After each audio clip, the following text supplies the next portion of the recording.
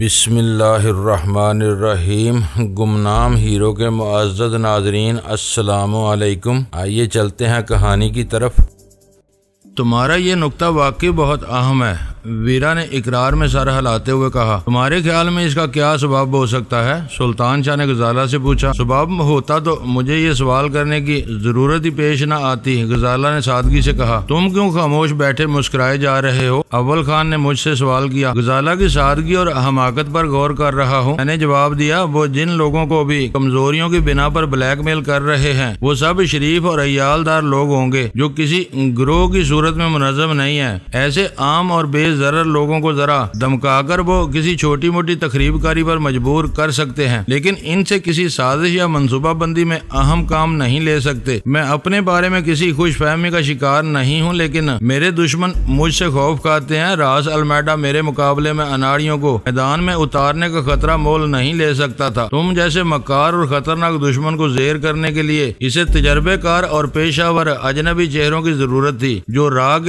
नौवार्द agent पूरी कर सकते थे। शायद तुम यही कहना चाह रहे हो। वीरा ने मेरी अधूरी बात मुकम्मल करके ताईद तलब लहजे में सवाल किया। मैं गजाला के सवाल का इससे बेहतर जवाब तलाश नहीं कर सकता। फिर तो ये भी हो सकता है कि मुल्क भर में कोट अद्दू जैसी तकरीबकारियों का लामुतनाही सिलसिला चल पड़े। वीरा ने खदशा जाहिर किया। वो अपने दबाव में आए हुए हर मुकामी को किसी छोटी मोटी वारदात में मजबूर कर सकते हैं। तुम इस बारे में कुछ ज्यादा ही दूर चली गई हो। मैंने कहा, माइकल मसीह ने अपने चर्च के हाल में पहला धमाका करके इन्हें अपनी वफादारी का सबूत दिया था। कितने लोग इतना हौसला रखते हैं? हर शख्स माइकल मसीह नहीं हो सकता। और फिर ये भी एक अहम बात है कि नादरा के शौहर और माइकल के बड़े बेटे पर हीरोइन की स्मगलिंग के यकसा इल्जामात थे। हो सकता है कि वो सिर्फ हीरोइन के स्मगलरों के वाहकीन की तलाश में रहते हो, क्योंकि इस जुर्म की सजा बहुत संगीन है। छोटे मोटे जुराइम की कोई किसी को ब्लैकमेल नहीं कर सकता। तुम ठीक कह रहे हो, अव्वल खान ने पुरख्याल लहजे में कहा। पाकिस्तान से हर रोज हजारों अफराद बैरून मुल्क जाते हैं। मशरिक वस्ता का रुख करने वालों में अनपढ़ मेहनत कशों की तादाद गालिब होती है, लेकिन मगरब का रुख करने वालों में अक्सरियत का ताल्लुक तालीम याफ्ता घरानों से होता है। इनमें मंशियात ले जाने वालों की तादाद आटे में नमक से भी कम होती होगी। जो पेशावर होते हैं अपने खुफिया राब्तों की बिना पर साफ निकल जाते हैं। पकड़े जाने वाले 10-20 हजार में एक आध से ज्यादा नहीं हो सकते। इतनी कलील तादाद में से भी इक्का दुक्का अफराद इनके डब पर पूरे उतरते होंगे। इन्हें पाकिस्तान में Isaac Bell, David Stars, CIA के लिए काम करने वालों की तादाद काबिले जिक्र नहीं हो सकती। गुड, तुमने मेरे दिल की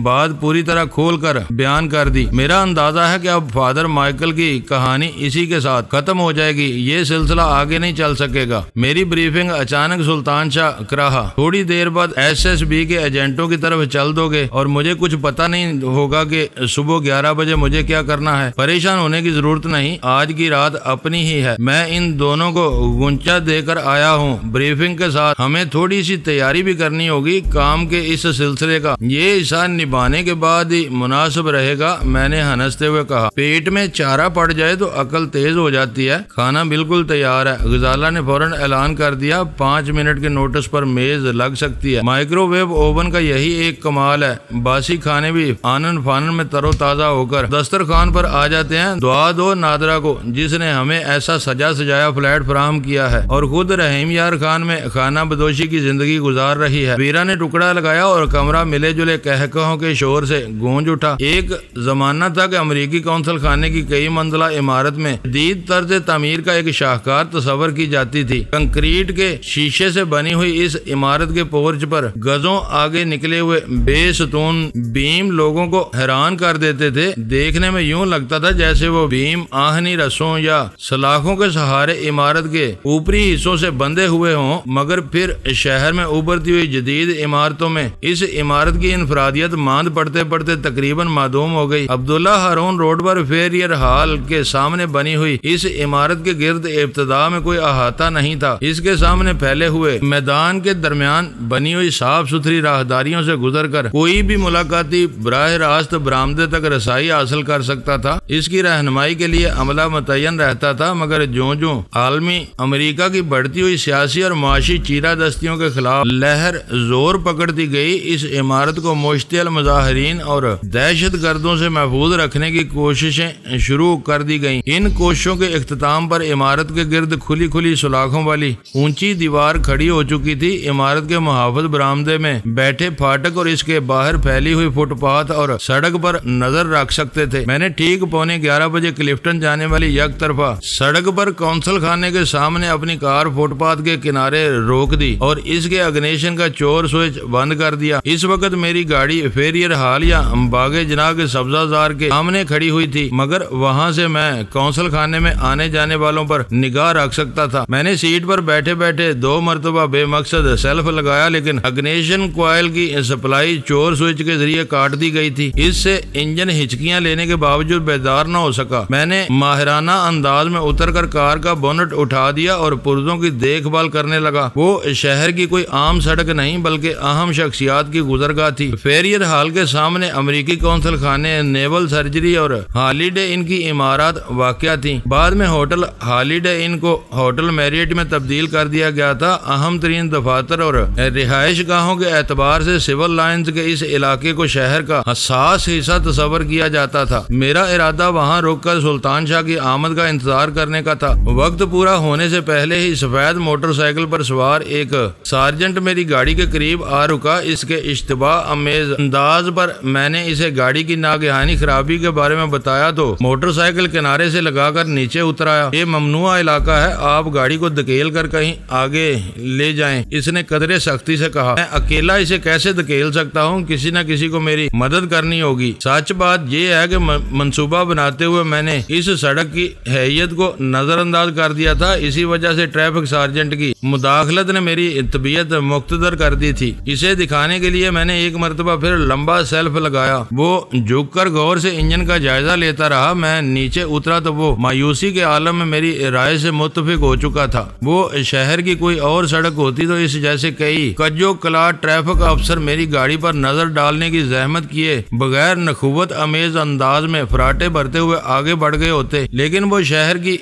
VIP सड़क थी। वो बेचारा बादल नख्वास्ता मेरी गाड़ी में दिलचस्पी लेने पर मजबूर था। वो कानून का एक बावर्दी मुहाफिज था। इसके इशारे पर दूसरी तरफ की लेन में खड़े हुए 3 टैक्सी ड्राइवर मेरी मदद के लिए आ गए। इन्होंने आते ही अपनी पेशा वराना आदत के मुताबिक इंजन की खराबी का सुराग लगाने का इंदिया जाहिर किया, मगर मेरे साथ नरमी से पेश आने वाले सार्जेंट के सब्र का पैमाना लबरेज हो चला था। वो इन पर बरस पड़ा। बाढ़ में डालो इस इंजन की खराबी को, इस छकड़े को धकेल कर आगे फेरियर हाल के बांध फाटक के सामने ले जाओ। इन तीनों ने बोनट गिराकर मेरे ड्राइविंग सीट पर बैठने का इंतजार किए बगैर कार को धक्का लगाना शुरू कर दिया। फेरियर हाल का वो बुलंदो बाला आहनी फाटक सड़क से काफी अंदर इस तरह बना हुआ है कि इसके सामने पार्किंग की वसी गुंजाइश पैदा कर ली गई है। आम दिनों में वो फाटक वजनी आहनी जंजीरों से मुकफ्फल रहता है। पैदल चलने वालों के लिए इसकी जैली खिड़की खुली रहती है। वहाँ कोई अहम सरकारी तकरीब हो तो मुअज़्ज़ज़ मेहमानों को रेड कारपेट प्रोटोकॉल देने के लिए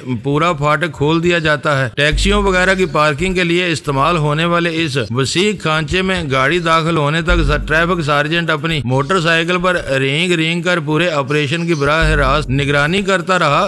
गाड़ी सड़क से उतरते ही वो अपनी मोटरसाइकिल और पुल की तरफ हवा हो गया। मेरी मदद करने वाले ड्राइवर भी हाथ झाड़ कर वापस हो लिए। गनीमत यह था कि इस वक्त वहाँ मैदान साफ था। मैंने एक मरतबा फिर बोनट उठाकर राड पर टिका दिया और खुद ड्राइविंग सीट पर आ बैठा। मेरे कदमों में निशिस्त के साथ ही वो रेडियो रखा हुआ था जिसके FM बैंड पर सुल्तान शाह एक बार मेरी और नादरा की गुफ्तगू सुन चुका था। रेडियो के FM बैंड की ट्यूनिंग फ्लैट पर ही कर ली गई थी। ताकतवर FM माइक्रोफोन सुल्तान शाह की जेब में मौजूद था। मुझे डर था कि कौंसल खाने की इमारत से गैर मतवक्को तौर पर फासला बढ़ जाने के बायस वो तैयारियां रायगा ही न जाएं। सड़क के हल्के से खम और दूसरी तरफ घने दरख्तों की कसरत की वजह से मेरे लिए कौंसल खाने की निगरानी दुश्वार हो गई थी। घड़ी की सुइयां धीरे धीरे आगे बढ़ रही थी। मैंने झुककर रेडियो ऑन कर दिया। इस पर गहरा सुकूत तारी था। सुल्तान शाह जहां भी था रेडियो की रेंज से बाहर था। 11 बजने में शायद 2 मिनट रह गए थे कि रेडियो पर किसी इंजन का मध्यम सा शोर सुनाई दिया जो बढ़ते बढ़ते कदरे वाजे हो गया। फिर वो आवाज जैसे थम सी गई। एक मुख्तसर वक्फा आया। मेरे असाब पर तनाव तारी होने लगा। शायद सुल्तान शाह अपनी मंजिल के करीब था। खुशी की बात यह थी कि सिस्टम काम कर रहा था। था, तुम नजर नहीं आ रहे। अचानक FM बैंड पर सुल्तान शाह की धीमी आवाज सुनाई दी, तुम्हारे हुक्म पर मैं सूली चढ़ने जा रहा हूँ, अब राम ही बली करेगा। स्पीकर पर गर्दोपेश के ट्रैफिक का धीमा शोर गूंजने लगा। सुल्तान शाह मेरे लिए पहला पैगाम देकर शायद इमारत के फाटक की तरफ बढ़ रहा था। क्या बात है, एक करख्त मर्दाना आवाज सुनाई दी। गालबन फाटक पर लगे हुए इंटरकॉम पर इमारत के किसी दरबान ने वो सवाल सुल्तान शाह से ही किया था। राम कैट। सुल्तान शाह की आवाज में एतमाद और मर्दानगी की शान नुमाया थी। मुझे निक मॉडले ने बुलाया है। इस बार दरबान ने जो कुछ कहा वो मेरे सर पर से गुजर गया, क्योंकि इसने अचानक ही पश्तो बोलनी शुरू कर दी थी। सुल्तान शाह ने भी तुर्की पे तुर्की यानी पश्तो में जवाब दिया। मेरी खोपड़ी चकरा कर रह गई। पता नहीं दरबान की छठी इसने कैसे अंदाजा लगा लिया था कि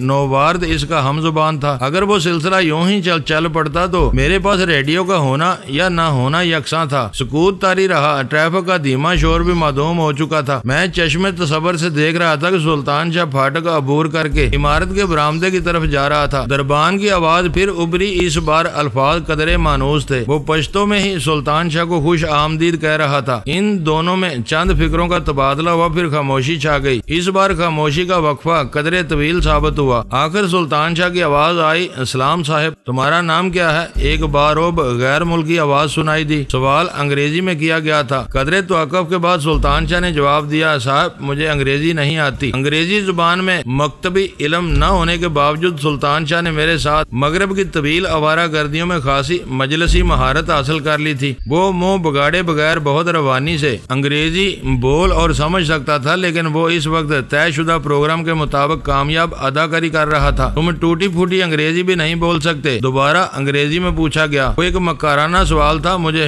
डर हुआ कि कहीं सुल्तान शाह इस्तरारी तौर पर जवाब ही न दे बैठे, मगर वो बहुत पक्का था। जवाब के बजाय मुझे इसकी बुड़बड़ाहट सुनाई दी। खुदाया, मैं किस मुसीबत में फंस गया। कुतिया के पिले, तुम्हारा बहुत गलत इंतखाब किया गया है। अंग्रेजी में कहा गया। किसी भी अंग्रेजी जानने वाले के लिए वो गाली बहुत सख्त बल्कि नाकाबिले बर्दाश्त थी। गैर मुल्की भी शायद यही कोशिश कर रहा था कि सुल्तान शाह को अंग्रेजी की जरा भी शुद्ध बुद्ध हो तो वो बिफर जाए, लेकिन वो पत्थर बनकर खामोश रहा। इसका मतलब है कि मैं तुमसे उर्दू में बात करेगा। इस बार वही बारोब आवाज सुथरे तलफ़्फ़ुज़ के साथ उर्दू में सुल्तान शाह से मुखातब हुई थी। खुदा का शुक्र है सुल्तान शाह की आवाज से खुशी फूटी पड़ रही थी कि तुम इतनी अच्छी उर्दू जानते हो। शायद तुम ही निक मॉडले हो। मेरा कोड टॉम कैट है। यस, मैं निक मॉडले हूँ। हाय, तुम का बिग बॉस बैटरी और रमेश का बिग बॉस। जी साहब, मुझे मालूम है, मैं इन दोनों के लिए काम कर रहा हूँ। बैटरी और रमेश को ट्रेनिंग करना जाना है। ये पैकेट बैटरी के है, वो मैं से बात करे। निक मॉडले के वो फिक्रे सनसनी खेज थे। पता नहीं वो बदरी और रमेश जैसे गाग अफराद को किस बात की तरबियत के लिए भेजने का अज़म लिए बैठा था। इसने जिस अंदाज और तसलसल में पैकेट का जिक्र किया था, इससे मुझे गुमान हुआ कि इसने टेलीफोन को गैर महफूज समझते हुए बदरी के लिए कोई लासिल्की ट्रांसमीटर दिया था जिस पर वो एक दूसरे से बआसानी राब्ता कर सकते थे। शायद इसने इसी अहम काम के लिए बदरी के कासद को तलब किया था। ठीक है, मैं तुम्हारा पैगाम और पैकेट बदरी तक पहुंचा दूंगा। सुल्तान शाह की आवाज आई, तुम जाएगा। गालबन निक ने सुल्तान शाह को वापसी की हदायत दी थी। सुल्तान शाह की वापसी का सफर शुरू हो गया। रास्ते में इसने एक मरतबा फिर पहले वाले दरबान से पश्तो में कुछ बातें की और फिर सुकूत छा गया। मेरे लिए अमेरिकी कौंसल खाने की वो इमारत किसी खौब आवर असेब से कम नहीं थी। आम लोगों के लिए वो सफारती फराइज की अंजाम दही और सफरी सहूलतों की फराहमी का मरकज थी। अगर मैं जानता था कि इसकी बंद दीवारों के पीछे कैसी कैसी मनसूबाबंदियां परवान चढ़ती हैं, इस हिसार से सुल्तान शाह की खैर आफियत वापसी किसी बड़े कारनामे से कम नहीं थी। इसकी मुलाकात बहुत मुख्तसर रही थी, लेकिन इसने अपना किरदार बहुत खूबसूरती से निभाया था। मेरे लिए वहाँ रुकना बेसूद था। मैंने रेडियो ऑफ करके डोर स्विच ऑन कर दिया। नीचे उतरकर मैं थोड़ी देर तक इंजन के तारों से छेड़छाड़ करता रहा ताकि किसी देखने वाले को मुझ पर किसी किस्म का शुबा न हो। इस बार आधे ही सेल्फ में इंजन अंगड़ाई लेकर बेदार हो गया। मैंने बाहर आकर बोनट बंद किया और पुरसुकून अंदाज में घर की तरफ रवाना हो गया। घर पर अव्वल खान मुस्तरबाना अंदाज में मेरी और सुल्तान शाह की वापसी का इंतजार कर रहा था, मुझे अंदाजा था कि सुल्तान शाह को अपने किसी मुमकिन ताक़ुब के खतरे को टालने के लिए शहर की सड़कों पर आवारागर्दी में वक्त गुजारना होगा, इसलिए इसे वापसी में देर होगी। मैंने इनमें से किसी की तरफ से जिरा का आगाज होने से पहले ही सुल्तान शाह की कारगुजारी की रिपोर्ट सुनानी शुरू कर दी। निक मोडले के सामने आने के बाद ये गुत्थी सुलझने के बजाय मजीद उलझती हुई नजर आ रही है। वीरा ने मेरी बात पूरी होने के बाद पुरतशवीश लहजे में कहा, वो इन दोनों को तरबियत के लिए कहाँ भेजेगा? ढील देने से मामला बिगड़ते ही चले जाएंगे। गजाला ने कुर्सी में बेचैनी से पहलू बदलते हुए कहा, रवानगी का मरहला आने से पहले ही बदरी और रमेश को मार दिया जाए तो हमारे सामने सिर्फ निक मोडले रह जाएगा, इसे भी कहीं न कहीं घेर ही लिया जाएगा। शायद तुम किसी लंबे चक्कर से खौफजदा हो रही हो। अव्वल खान नरमी से बोला, हम शुतर मुर्ग की तरह रेत में सर देकर तूफान को नहीं टाल सकते। इन तीनों को मार डालना एक आर्जी हल होगा। इनकी जगह नए चेहरे ले लेंगे और इनके छोड़े हुए काम को पाया तकमील तक पहुंचाएंगे। इस वक्त हम इनके अजायम के बारे में मुकम्मल तारीकी में है। हमें सब्र और तहम्मुल के साथ बोझ लगाना होगा। अब वो किधर से वार करने की तैयारी कर रहे हैं, मेरा भी यही ख्याल है। यूं महसूस हो रहा है जैसे अब कोई नया खेल चल पड़ा है। हमने निक मोडले का नाम पहली बार सुना है। वो जिस तरह उर्दू बोल रहा था, इससे साफ जाहिर हो रहा था कि वो काफी अरसे से यहाँ काम कर रहा है। मुकामी जुबान जानने वाले हर सफारत खाने का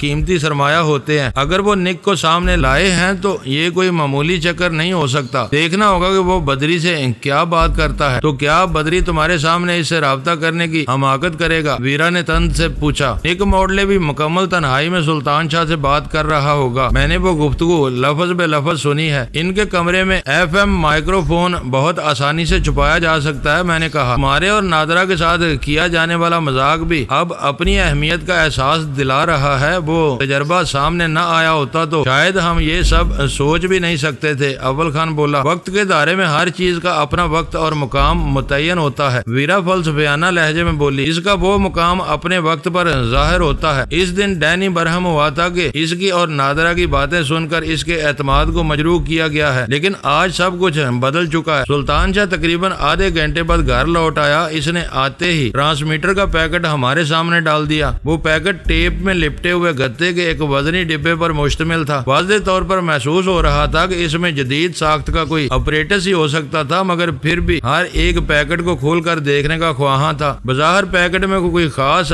बात नहीं थी। टेप उतार कर इसे दोबारा इसी तरह बंद किया जा सकता था, लेकिन मैं ऐसा कोई खतरा मोल लेने के लिए तैयार नहीं था। मैंने पैकेट ज्यों का त्यों रख लिया। इस दौरान में सुल्तान शाह ने खुद ही वजाहत शुरू कर दी थी। वो कह रहा था, जुबान के मामले में हर इंसान की छठी हिस्स बहुत तेज होती है। वो लबो लहजे या तलफ़्फ़ुज़ के किसी खास अंदाज की बिना पर फौरन ही अपने किसी भी हम जुबान को भांप लेता है। मुझे भी वहाँ के पठान चौकीदार ने अचानक पश्तो में मुखातब करना शुरू कर दिया था। तुम चाहते तो पश्तो में चंद जवाबी अल्फाज अदा करके बाकी गुफ्तगू उर्दू में जारी रख सकते थे। इस बार वीरा ने पूरी संजीदगी से कहा, मैं अंदाजा लगा सकती हूँ कि इस वक्त डैनी तुम पर किस कदर पेचो ताब खा रहा होगा। मुझे बिल्कुल गुस्सा नहीं आया। मैंने जल्दी से कहा, अलबत्ता मैं उलझन में पड़ गया था क्योंकि इस दौरान में कोई भी बात मेरे पल्ले नहीं पड़ सकी। मगर तुमने लबो लहजे से तो अंदाजा लगा लिया होगा कि बातें दोस्ताना माहौल में हो रही थी। सुल्तान शाह ने ताई तलब लहजे में सवाल किया। बस यही इत्मीनान की बात थी, वरना और कुछ भी नहीं था। मैंने कहा, यूं समझ लो कि हम जुबान होने की वजह से मैं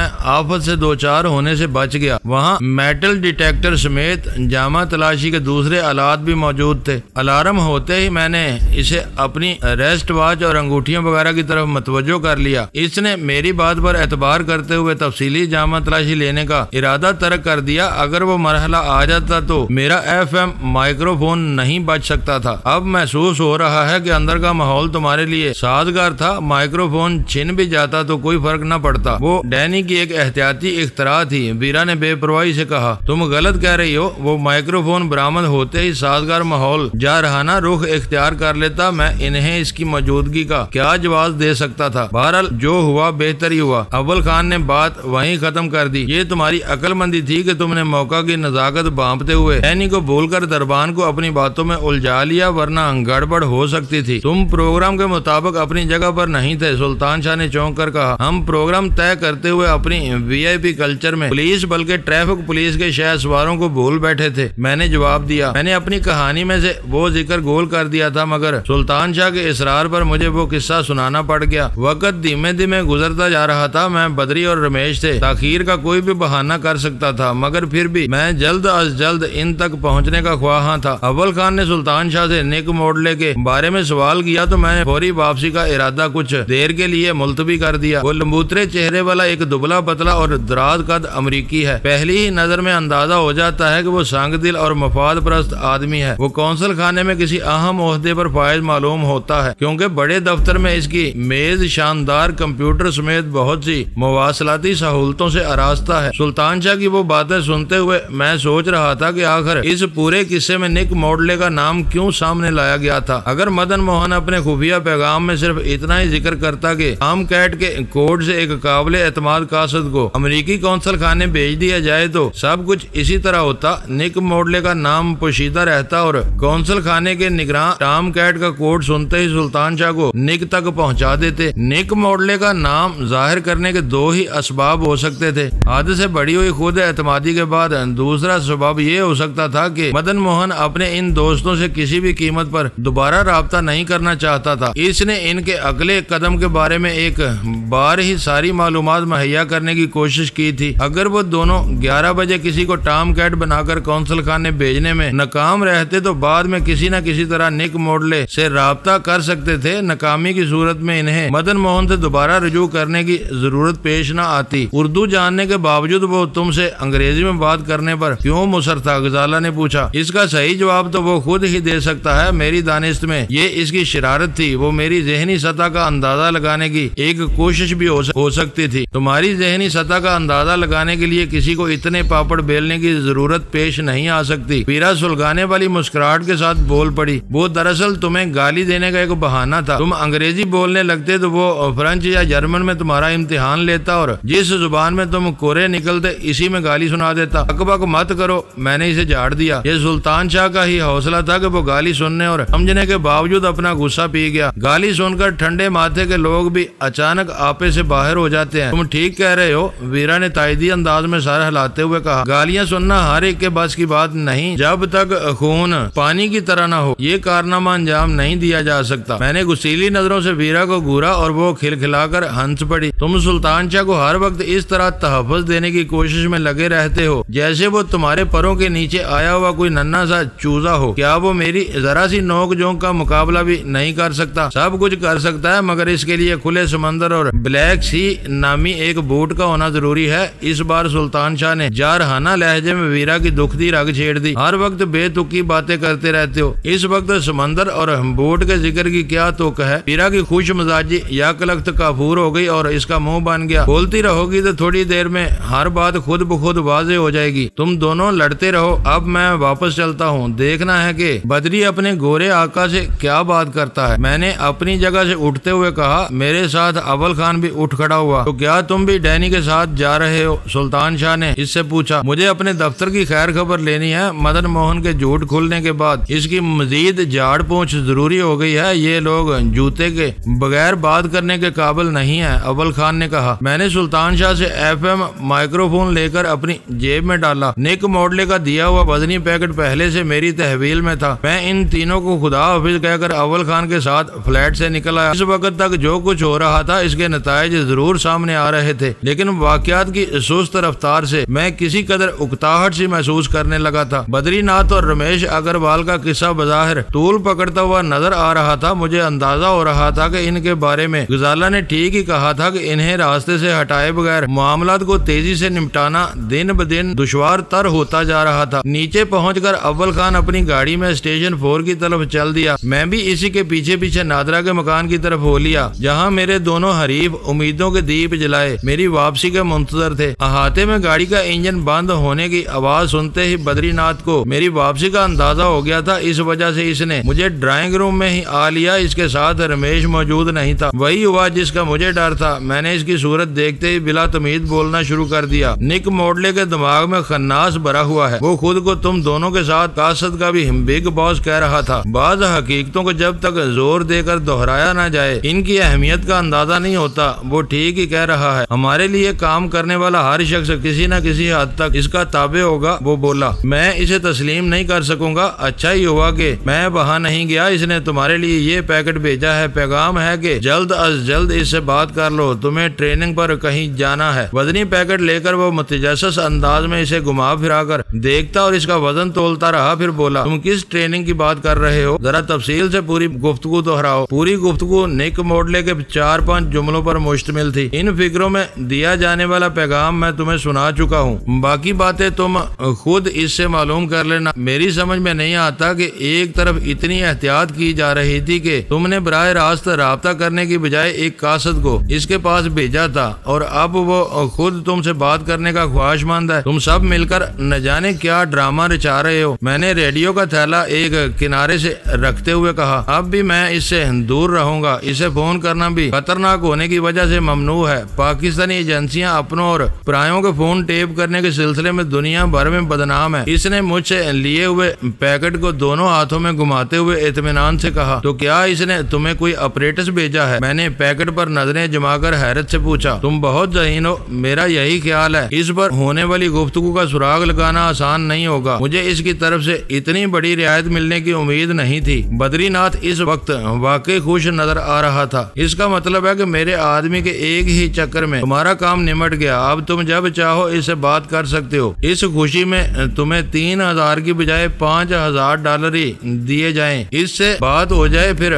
5000 भी दे दूंगा, लेकिन हाजी दिल मुराद का क्या किया जाए? इससे रकम निकलवानी मुश्किल ही नजर आ रही है। बात करते करते इसे अपना कीमती थैला याद आ गया। फिक्र करने की जरूरत नहीं, जब तक जेब में माल है खुले दिल से लुटाते रहो। जेब खाली हो जाए तो हम तीनों शहर की सड़कों पर भीख मांगेंगे। इस धंधे में किसी भी सरमायाकारी के बगैर अंधी आमदनी होती है। अपने सारे अखराजात निकाल कर भी तुम बहुत कुछ पस अंदाज कर सकोगे। तुम खासा बेतकान और अच्छा बोल लेते हो। वक्त गुजरने के साथ साथ मेरे दिल में तुम्हारी कदर मंजिलत बढ़ती जा रही है। तुम्हारे लिए मेरी सुनहरी पेशकश अब भी बरकरार है। सुनहरी क्या, मुझे तो इस छत के नीचे किसी काली का भी साया नजर नहीं आ रहा। मैं लड़की की नहीं, SSB में तुम्हारी शमूलियत की बात कर रहा हूँ, वो हंसकर बोला। देखा जाए तो मैंने बेपरवाही से कहा, अभी तक मुझे इस बारे में सोचने का मौका नहीं मिला है। सोचो और जरूर सोचो, हमारे साथ ये तुम्हारे भी फायदे का सौदा होगा। इस सौदेबाजी से पहले मैं कुछ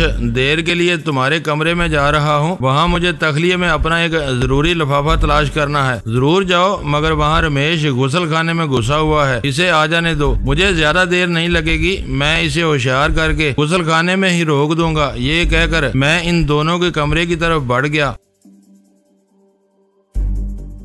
मुअज़्ज़ज़ नाज़रीन, लाइक करें, शेयर करें और कमेंट्स बॉक्स में पाक आर्मी जिंदाबाद, पाकिस्तान पाइंदाबाद का नारा ज़रूर दर्ज करके अपने मुल्क पर फ़ख्र करें और पाकिस्तान की बुनियादें मजबूत करने में अपना किरदार अदा करें। वीडियो देखने का शुक्रिया।